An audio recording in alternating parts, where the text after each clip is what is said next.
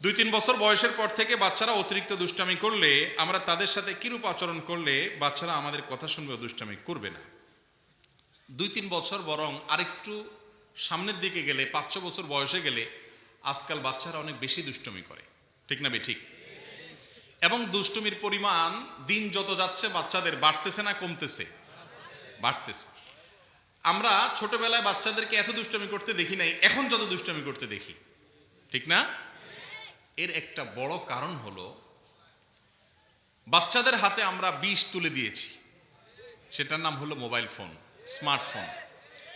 এই স্মার্টফোনে যে সমস্ত কার্টুনগুলো বাচ্চাদেরকে আমরা চালায় দেই তাদেরকে শান্ত করার জন্য, অথবা কম্পিউটারে বা ল্যাপটপে চালায় দেই, এগুলো হলো বাচ্চাদের সব কিছুকে ধ্বংস করার সবচেয়ে বড় মরণাস্ত্র।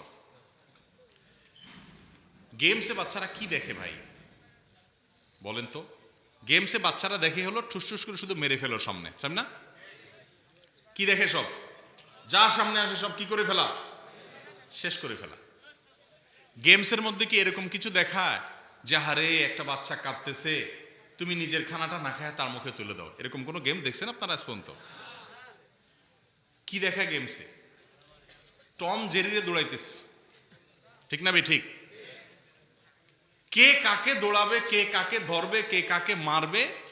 আর বিশেষ করে গেমসগুলো সবগুলোর কাজ হলো কি, সামনে যা আছে সব শেষ করে ফেলা, তুমি একা টিকে থাকো, ঠিক না ঠিক?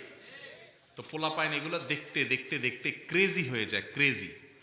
চিন্তার মধ্যে ওর অস্থিরতা আসে, ও বদমেজাজ হয়ে যায়, রুক্ষ মেজাজ হয়ে যায়, উদ্ভট আচরণ করা শুরু করে। এবং দেখবেন যে বাসায় কোনো মেহমান আসলেও অনেক সময় অনেক পোলাপাইন এই অযথায় শুধু টুস টুস টুস টুস করে, কারণ সারাদিন এগুলো করতে করতে সে ওইটাই শিখছে, ঠিক না ঠিক? এই যে বাচ্চার মধ্যে ক্রেজি ভাব, এটার কারণে তারা বাপমার কথা শুনে না, তারা দুষ্টামি করে, তারা জেদ দেখায়, তারা ভাঙচুর করে। আবার অনেক বাপমা আছে বাপমার পোলাপানের সমস্ত তেজ দেখে তারা মনে করে যে এটা বোধহয় প্রাউড ফিল করার মতো বিষয়, এই জন্য তারা বলে যে বাচ্চা অনেক জেদি, আমার ভাঙচুর করে, মারাত্মক রাগী, মনে করে এটা ভালো গুণ। বাচ্চা যে অসুস্থ এটা বোঝার ক্ষমতা বাপমার অনেক সময় থাকে না। ভাইরা আমার, আমি জানি এই কথা বলে খুব বেশি উপকার হয়তো আসবে না, কিন্তু কিছু মানুষের হয়তো উপকারে আসবে। সেটা হলো আল্লাহর ওয়াস্তে বাচ্চাদের হাতে এই মোবাইল ফোন নামক বিষ তুলে দেওয়া, এই অস্ত্র তুলে দেওয়া থেকে সরে আসেন। সময় থাকতে এখনো সরে আসেন। চোখ ধ্বংস হচ্ছে, ব্রেন ধ্বংস হচ্ছে, ওদের চিন্তাধারা ধ্বংস হচ্ছে, আচার আচরণ অ্যাটিটিউড ধ্বংস হচ্ছে, ওদেরকে শেষ করে দিচ্ছি আমরা। ফিজিক্যাল কোনো এক্সারসাইজ এখন আর নাই, এখন সব মোবাইল ফোন নিয়ে বসে, পয়সা আছে একটা কিনে ধরাই দিচ্ছে, ঠিক না ঠিক? এটা দেওয়ার একটা বড় কারণ হলো মা নিজে আসক্ত মোবাইলে, ফেসবুকে, বাপ নিজে আসক্ত মোবাইলে, ফেসবুকে, তার নিজেরও সময় নেই বাচ্চাকে সময় দেওয়ার। তো বলে ঠিক আছে, আমি একটা নিয়ে মরতেছি, তোর বাপ একটা নিয়ে মরতেছে, তুই একটা নিয়ে মর।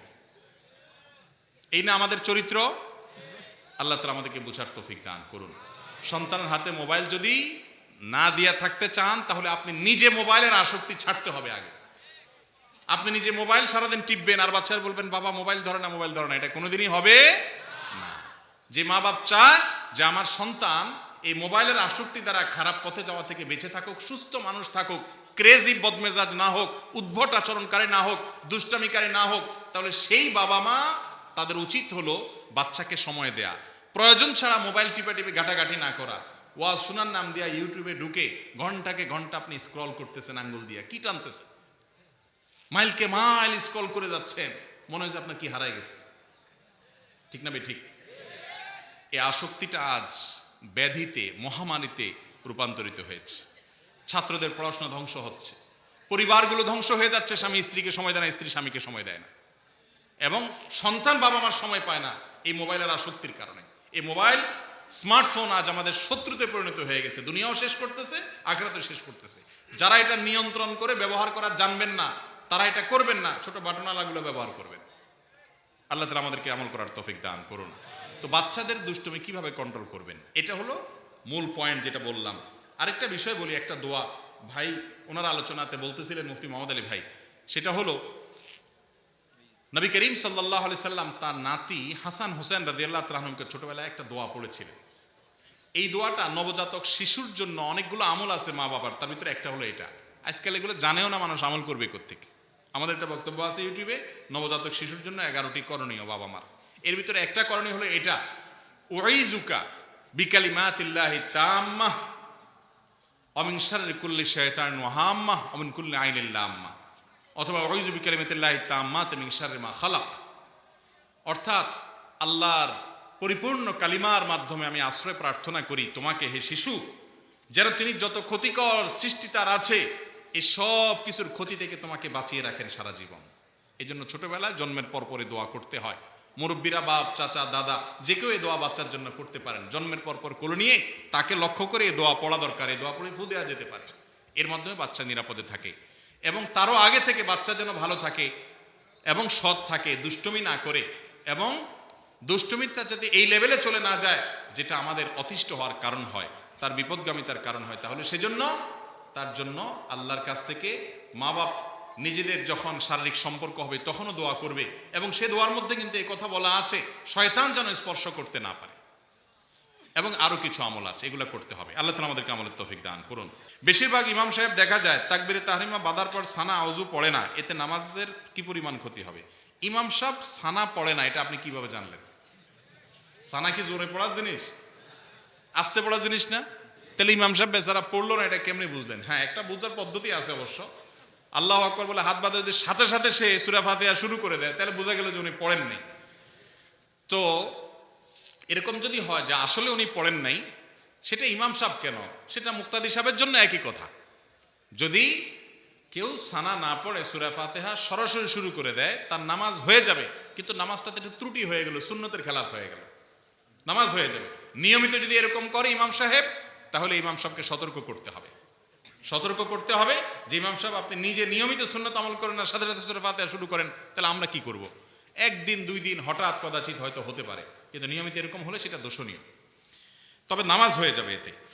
জানাজার নামাজের পর মুনাজাত করা জায়েজ আছে কিনা? ভাই, জানাজা নামাজ পুরাটাই হলো একটা মুনাজাত। জানাজা নামাজ মানেই হলো মুনাজাত। আমরা জানাজা নামাজে কি পড়ি? আমরা হাত বাঁধার পর শেষ তাকবীরে কি করি? মুর্দার জন্য দোয়া করি। আর ঠিক না ঠিক? পুরা দোয়াগুলো কিসের দোয়া? মুর্দার জন্য দোয়া। তো সালাম ফেরানোর পর আবার কিসে হাত তুললেন আপনি? এতক্ষণ কি করছেন তাহলে?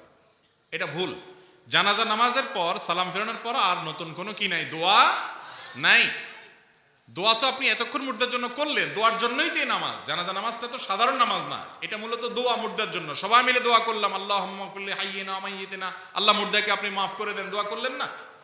তো এরপর আবার কিসের দোয়া? এটা ভুল। জানাজার নামাজের পর আর কোনো দোয়া শরীয়তে সাব্যস্ত নাই। যাকাতের টাকা দিয়ে নলকূপ স্থাপন করা যাবে কিনা? যাকাতের টাকা দিয়া টিউবওয়েল বসাইতে পারবেন কিনা? উত্তর হলো, যাকাতের টাকা দিয়া কোনো গরিবের টিউবওয়েল দরকার। একজন গরিব মানুষ, তার টিউবওয়েল নেই, তিনি যাকাতের হকদার, তাহলে আপনি যাকাতের টাকা থেকে টিউবওয়েল আনায়া বসায়া দিতে পারেন। তাকে নগদ টাকা দিলে সে ঠিক মতো বসাইতে পারবে না বা অন্য কাজে খরচ করে ফেলবে, বুঝবে না। এই জন্য তার পক্ষ থেকে যাকাতের টাকা দিয়ে তাকে টিউবওয়েল বসা দিতে পারবেন, যে টিউবওয়েলের মালিক সে নিজে হবে, অন্য কেউ না, সে মালিক হবে।